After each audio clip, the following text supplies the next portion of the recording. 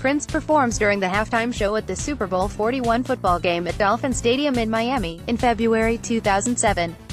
David J. Phillip, AP. Prince's accidental overdose of fentanyl 2 years ago Saturday shocked the world, garnering both an immense outpouring of grief and an onslaught of questions about what led his death.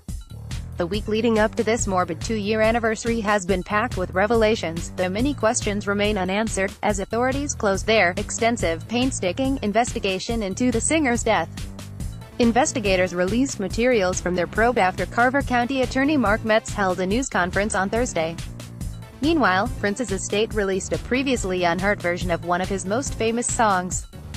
"Here is everything we know, Metz. He thought he was taking Vicodin and not fentanyl," Metz said. Michael Todd Schulenberg, Prince's physician, had written a prescription for oxycodone, often sold under the brand names Percocet and OxyContin, in the name of Kirk Johnson, a longtime friend of the performer.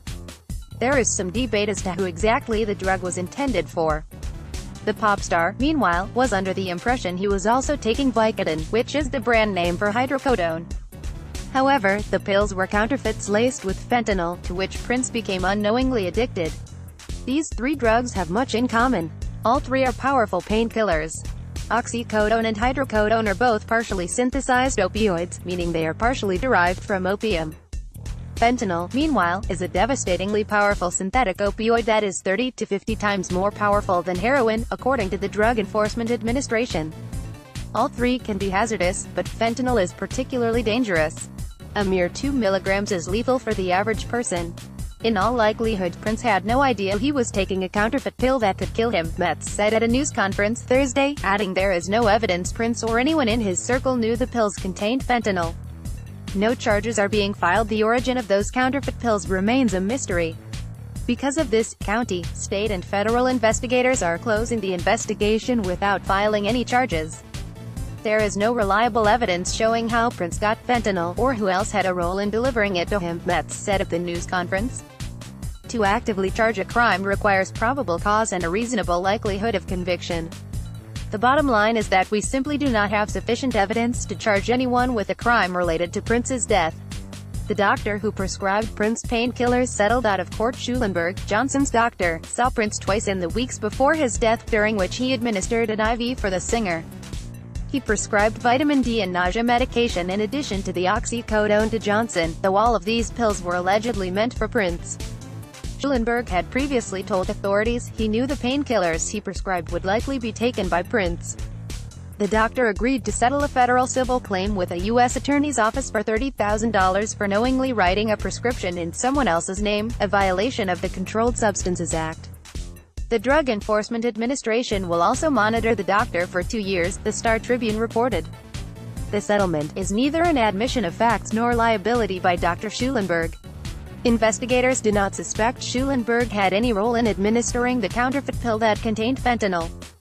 A rare view of Paisley Park along with the investigative materials released by authorities were dozens of crime scene photographs. One shows Prince's lifeless body on the floor near an elevator inside his Paisley Park compound in Minnesota. Other startling photos include one of a Ziploc pencil pouch with the word opium scrawled across it in black ink, one of a suitcase stuffed with toiletries, loose cash and pill bottles, and one of a large pile of white powder on a desk, with a bent silver spoon next to it.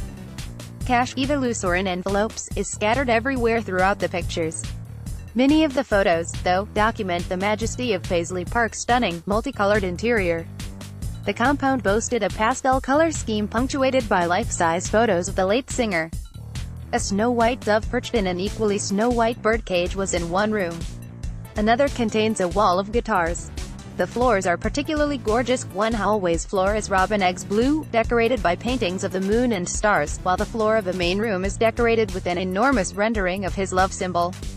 Nothing Compares to You. A cheerier bit of Prince news came on Thursday, when his embattled estate and Warner Brothers.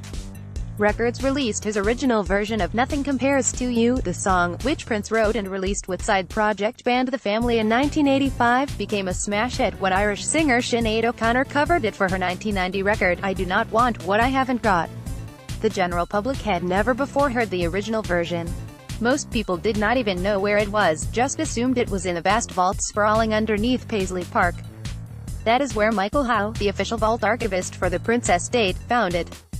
After retrieving my jaw from the floor, we took the reel upstairs, analyzed it, put it up on the Studer 24-track machine, and digitized it. Even our Faders Up rough mix was compelling enough to indicate that this was something very special indeed. How told Billboard, no Prince pen song performed by another artist has enjoyed more chart success. Stream the song here, or watch the video below. Read more. What would Prince want?